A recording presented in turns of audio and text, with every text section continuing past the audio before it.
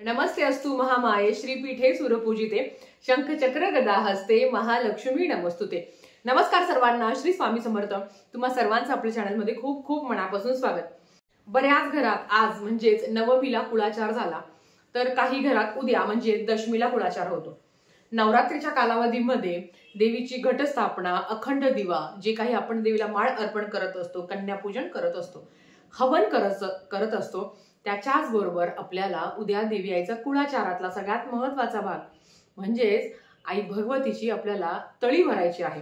आता ही तळी कशी भरावी त्या संदर्भातली आजची माहिती आहे। कृपया करून व्हिडिओ सगळा बघा।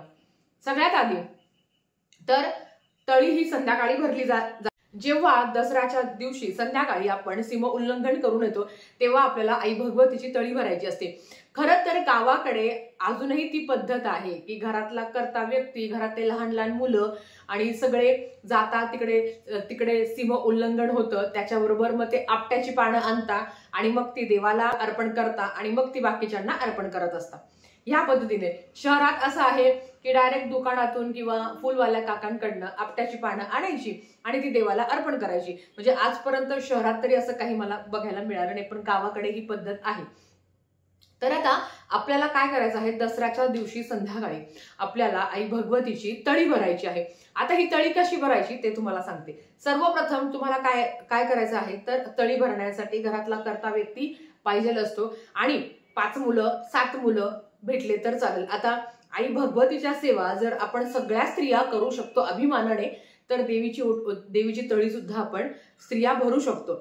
जर काही कारणांनी जर मुलं भेटले नाही, 5 मुलं 7 मुलं नाही भेटले, तर घरातल्या स्त्रियांनी सुद्धा आई भगवतीची तळी भरू शकतो। मग सासू आहे, नणंद आहे, जाव आहे, आपण सगळ्या जणी एकत्र येऊन आई भगवतीची आपल्याला तळी भरायची असते। तळी भरण्यासाठी जर तुम्ही घटस्थापना केली असेल तर त्या घटस्थापनेतला नारळ तुम्हाला घ्यायचा आहे।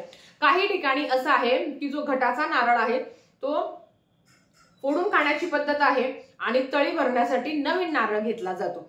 तुमच्याकडे तुमच्या कुळाचाराप्रमाणे काय पद्धत आहे ती करा। बऱ्याच वेळा अशा कमेंट्स येतील की ताई आम्ही घटस्थापना केली नाही आहे, मग आम्ही तळी भरू शकतो का? बघा, जर तुमच्या सासूबाईंकडे घटस्थापना असेल तर मग त्यांच्याकडे जाऊन तुम्ही तळी भरा, कारण देवीचा टाक वगैरे लागतो ना आपल्याला, मग टाक असेल तरच ती तळी भरल्या जाते। मग आता जर तुम्ही घटस्थापना केली नसेल आणि तुमच्या घरात जर टाक असेल तर मग तुम्ही तळी भरू शकता, नाहीतर मग जिथे तुमच्या घरी घटस्थापना केली आहे तिथे जाऊन तुम्हाला तळी भरायची आहे। आता हे समजलं। आता तळी कशी भरायची? तळी स्त्रिया भरू शकता, अर्थात जर तुम्हाला मासिक धर्म वगैरे असेल तर तुम्हाला तळी नाही भरता येणार। तुम्ही घरातल्यांकडनं, बाकीच्या मंडळींकडनं तुम्ही तळी भरू शकता। एक सतरंजी अंथरायची आता मी डेमो करून दाखवू शकत नाही, कारण माझे हे देव अजून घटी बसलेले आहे।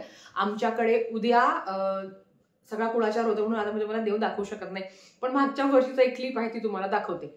बघा, तुम्हाला काय करायचं आहे, एक सतरंजी घ्यायची, छानपैकी स्टीलचं ताट घ्यायचं, विड्याची पानं तुम्हाला लागणार आहे, त्याच्यासाठी एक कलश घ्यावा, त्या कलशामध्ये म्हणजे एक स्टीलचा किंवा तांब्या घ्या, त्याच्यामध्ये पाणी टाका, त्याच्यात 1 रुपया सुपारी तुम्हाला टाकायची आहे, हळद कुंकू अक्षदा फूल अर्पण करायचं आहे आणि ज्या पद्धतीने आपण कळस भरत असतो की 5ही दिशाला आपल्याला कुंकवाने रेषा ओढून घ्यायची आहे, स्वस्तिक काढायचं आहे।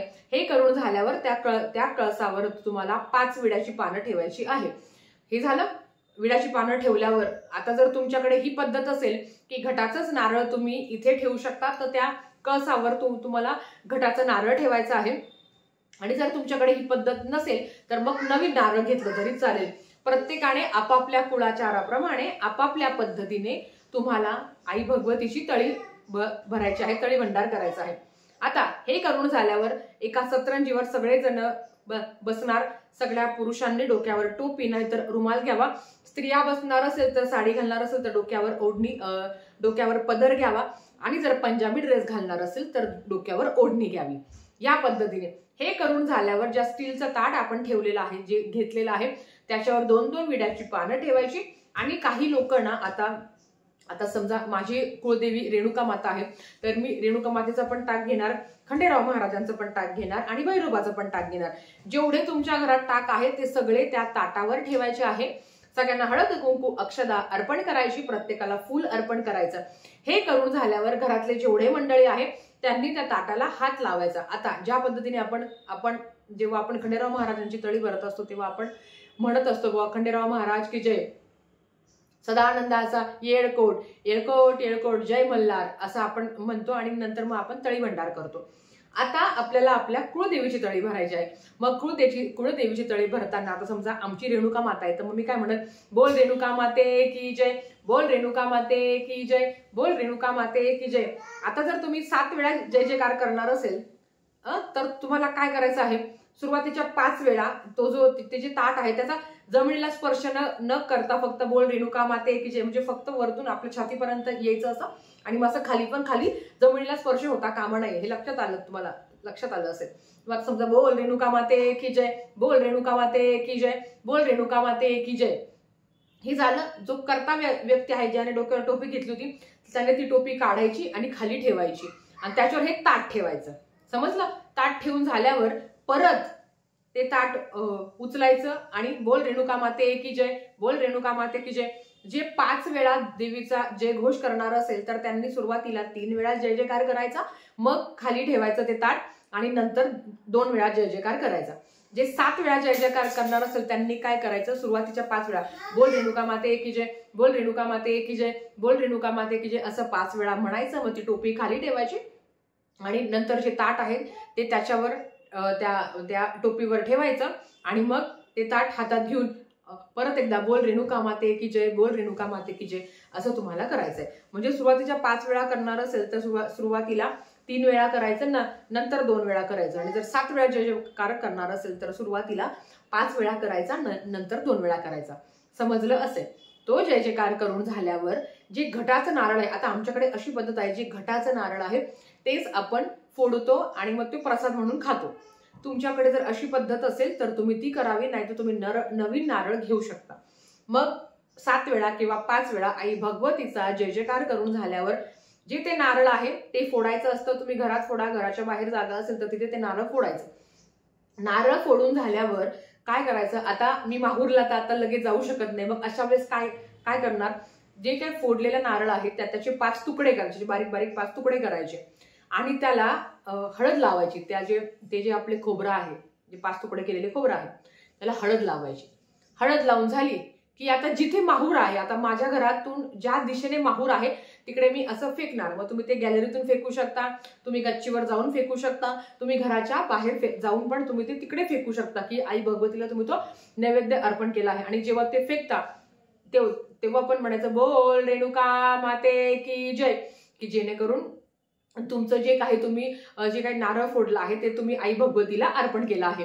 या पद्धतीने उर्वरित जे नारळ असेल ते सगळ्यांनी प्रसाद म्हणून घरात आल्यावर खायचं. आता जेव्हा आपण जे काही आपण देव ठेवलेले आहे तर त्याच्यात आपण आता काही ठिकाणी फुलोरा म्हणजे जो काही आपण कडक नाही बनवले आहे तर काही ठिकाणी कडक नाही बनवल्या जातात, तर काही ठिकाणी फुलोरा ज्या भरलेल्या असतात त्या बनवल्या जातात. मग त्या कडकण्यांचा आपण नैवेद्य आपल्याला जे ते 3 किंवा 4 जे काही टाक असेल त्यांना अर्पण करायचं आहे.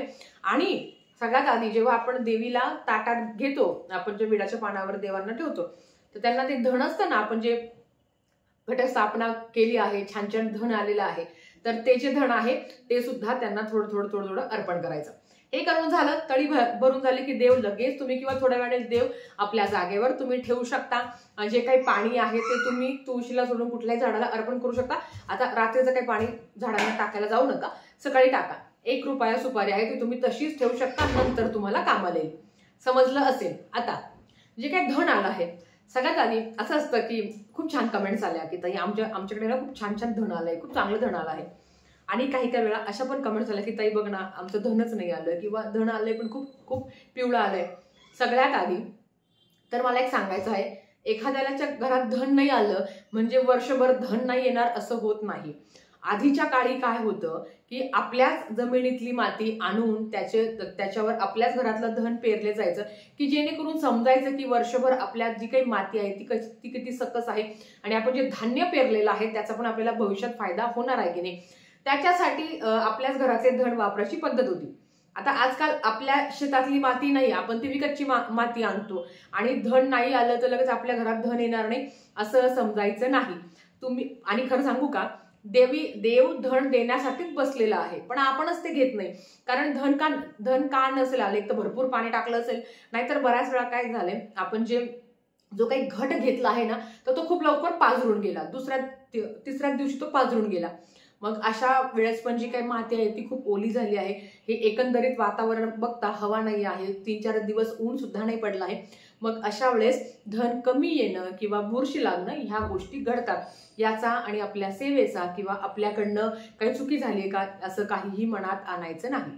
तर आता ते जे धन आहे, आता असं म्हणता बऱ्याच घरात ही पद्धत आहे, ते जे आलेलं धन आहे ना ते थोडंसं घ्यायचं आणि आपल्या तिजोरीत ठेवायचं. असं म्हटलं जातं जर ते धन जर तुम्ही तुमच्या तिजोरीत ठेवलं तर वर्षभर कशाशी कमी पडत नाही. बघा, जर तुमची इच्छा असेल तर तुम्ही करू शकता. ताई आम्ही घटस्थापनाच नाही केली, मग अशा वेळेस हा उपाय नाही करता येणार. तळी भरायची असेल तर घटस्थापना केली असेल तरच तुम्ही तळी भरावी असं तर मी म्हणेल. पण ज्यांची इच्छा आहे की नाही ताई आम्ही घटस्थापना नाही केली किंवा आमच्याकडे नाही करत घटस्थापना, पण आम्ही आमच्या देवांची तळी म्हणजे आमच्या कुळदेवींची तळी भरू शकतो का, तर तुमची इच्छा असेल तर भरू शकता. पण प्रत्येक जातीमध्ये प्रत्येक धर्मामध्ये आपापला वेगवेगळा कुळाचार असतो. आपण आपल्याच कुळाचाराप्रमाणे आपला कुळाचार करावा. कोणीतरी काय सांगतंय ते नाही, कारण जी पद्धत आहे जी परंपरा आहे ती आपण बदलू शकत नाही. आजकाल फार शॉर्टकट झालेला आहे, पण जेवढं होईल तेवढं आई भगवतीचं परमेश्वराचं करण्याचा प्रयत्न करा. आणि खरं तर दसऱ्याचीच म्हणजे ह्या नवरात्रीची सांगता दसऱ्यानेच होते आणि ती शेवटची सेवा असते की आई भगवतीची तळी भरणं.